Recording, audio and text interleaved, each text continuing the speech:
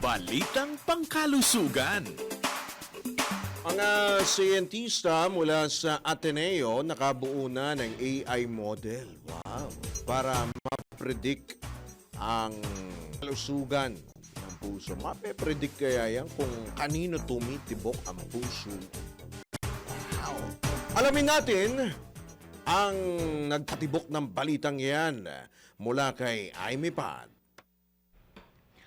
Nakapag-develop ng artificial intelligence model na may kakayahang mag-predict ng cardiac index ang isang grupo ng international scientists na pinangungunahan ni Patricia Angela Abu mula sa Ateneo de Manila University.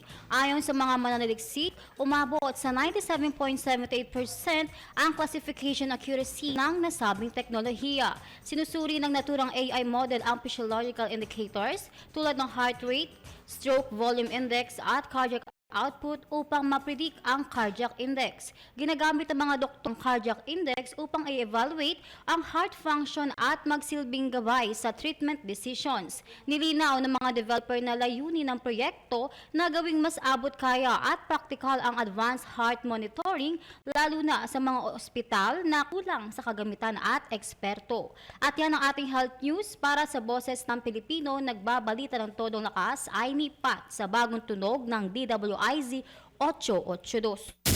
DWIZ Network News.